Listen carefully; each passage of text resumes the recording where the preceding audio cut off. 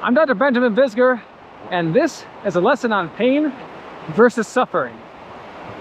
Pain is generally considered to be a negative or noxious stimulus through our nerves to our brain, either signaling harm or the risk of harm.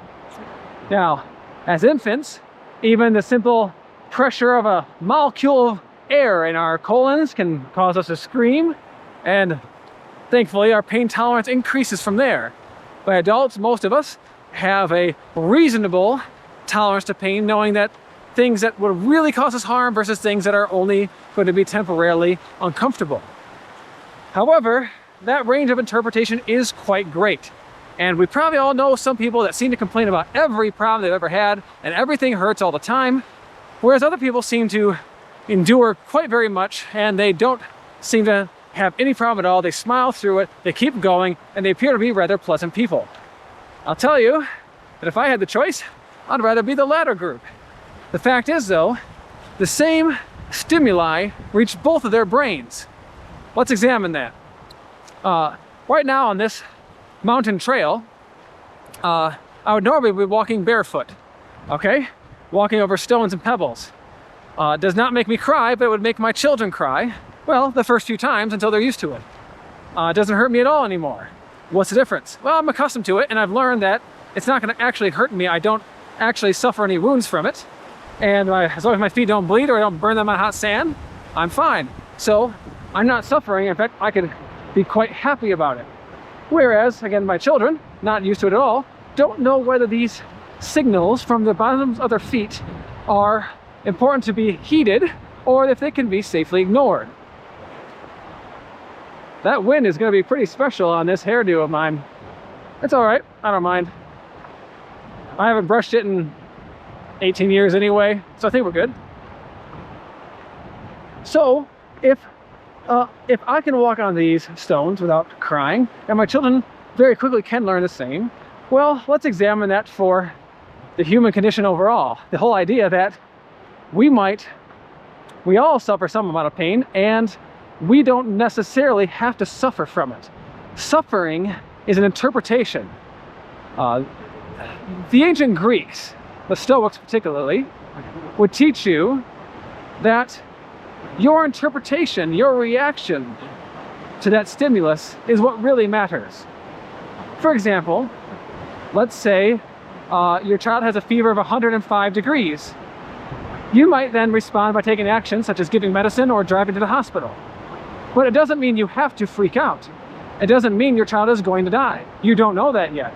So some people that you know, yourself perhaps, you might be in the group that would freak out and imagine the worst and cross every bridge, worrying about what could happen or what it might mean. Or you might be in the other group that says, okay, this sounds important, we ought to act on it. And then you act on it. You see, it's the same information reaching both brains, yet the interpretation is very different.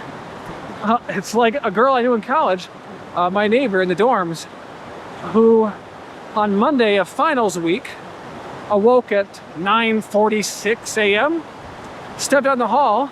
I was just getting back from an exam, and she looked left and looked right, and she said, "What time is it?" I said, "It's 9:46. And then she said a word I can't repeat here, and said, "Well, guess I'm gonna fail that class."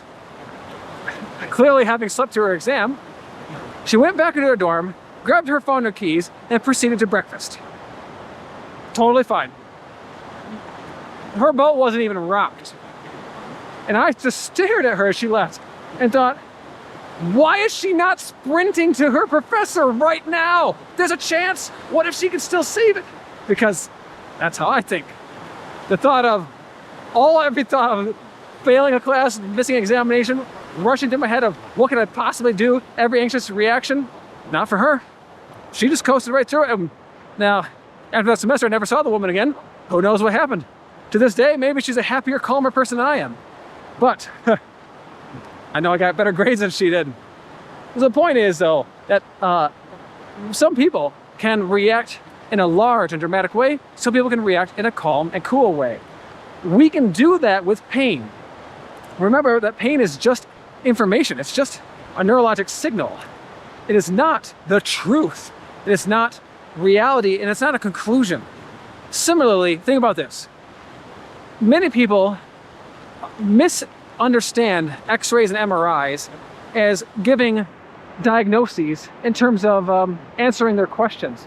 For example, a patient with back pain comes to see me and he had an X-ray done, ordered by his family doctor, and he said, well, doctor did X-ray, turns out I have arthritis. Okay, is that your diagnosis? Is that why you have pain? And in the end, the answer is no.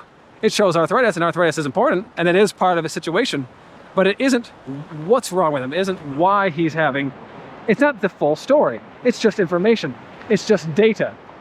So with that in mind, think about if I step out of tech, then it means I need to move my foot. If my hand is in the fire, I need to pull it out.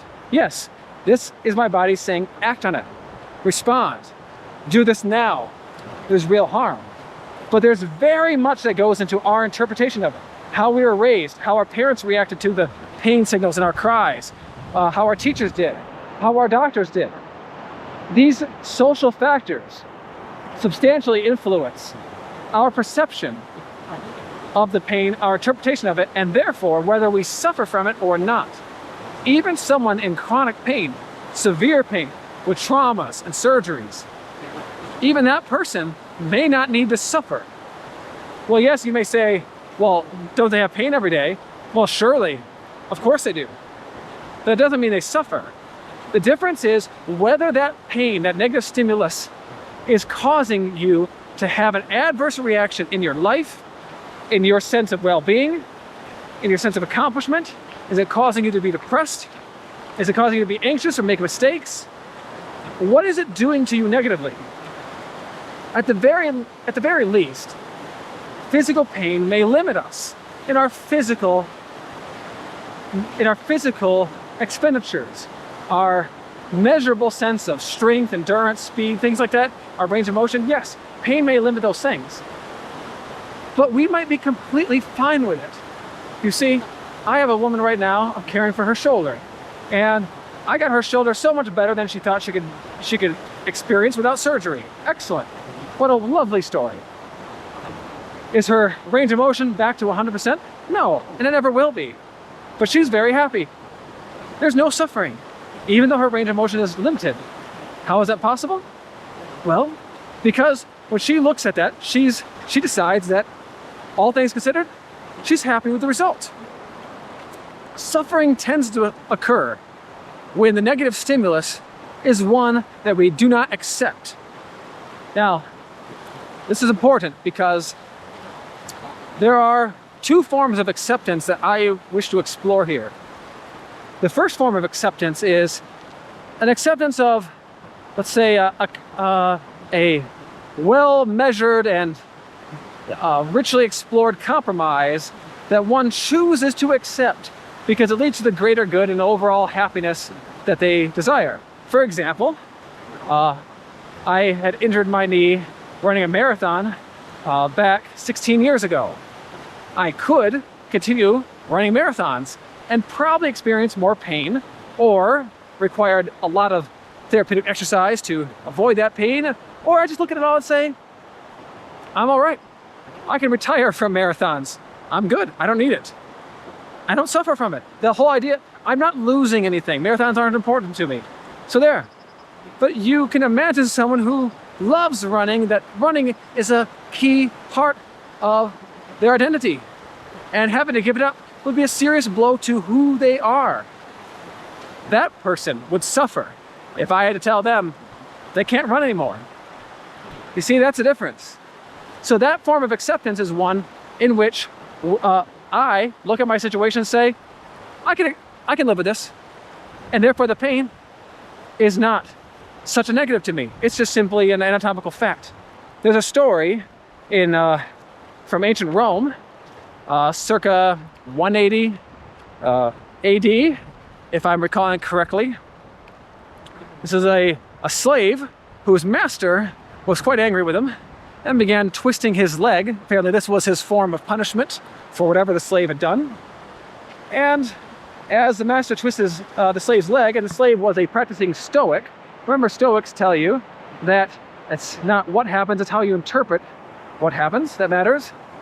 And as the master was twisting the leg, the slave could feel tremendous pain, but merely expressed to the master, "Master, if you continue doing that, my leg will break."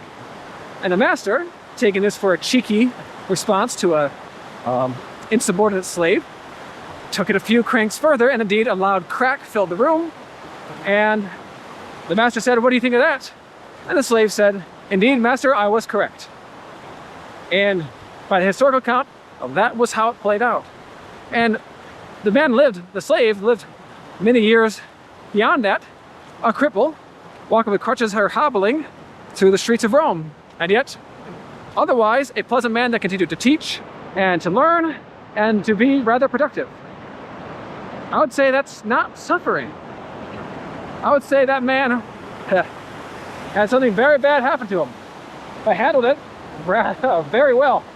Can you imagine that happening to you and putting a smile on your face, staying positive and strong? That's a hard pill to swallow. Well, he didn't have pills.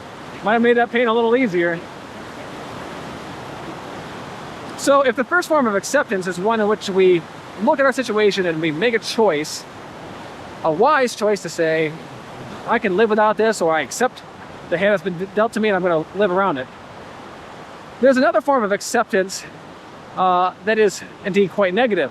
It is a defeated form of acceptance. It's one in which we do not actually, for our own sake, accept the truth of the matter, but we've given up on any hope to change it. Those people who do not accept the fate they've been given, the pain that they have, and they are suffering from it, may be of the group that says, this is not as good as it could be, and I deserve to be better than this, and I can be better than this. Now, in my experience with people in pain, that is rarely how they express themselves.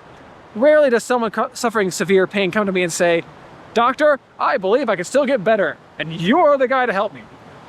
That does happen once in a great while, but usually people in great, severe, chronic pain are coming to me defeated, depressed, degenerated, with low energy and few hopes.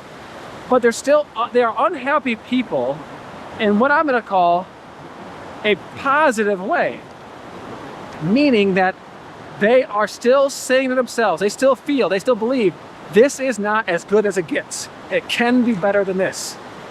And those people, I salute them, and more importantly, I try to light a fire.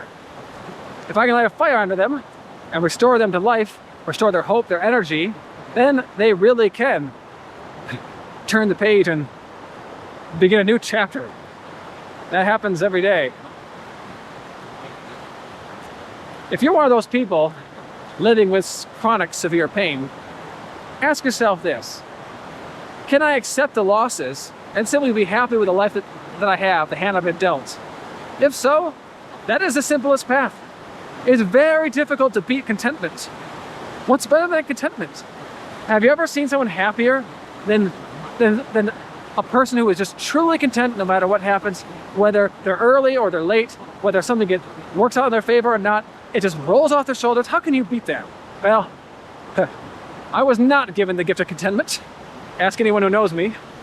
So, if you're like me and you don't get to be content, then ask yourself if you believe this is as good as it gets.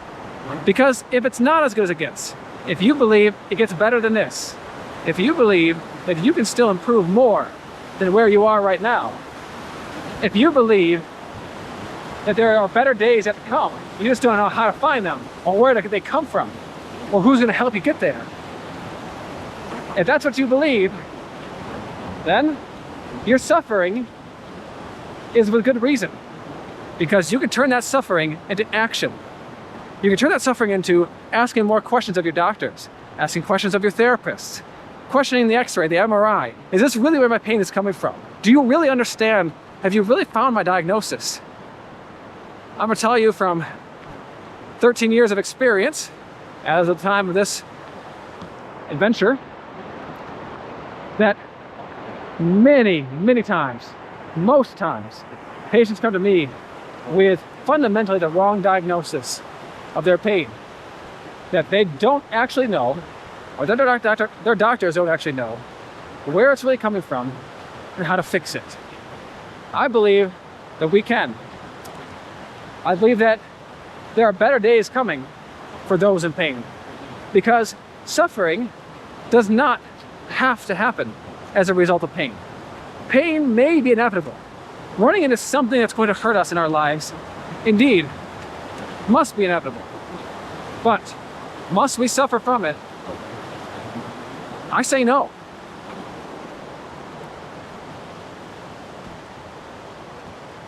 There are a lot of good things to enjoy in this life, including it's a nice time, nice adventure in the great outdoors. And if that sounds good to you, and suffering is getting in your way, it's time to look for a better way around.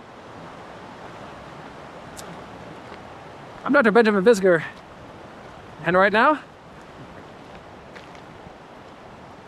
I'm not suffering at all.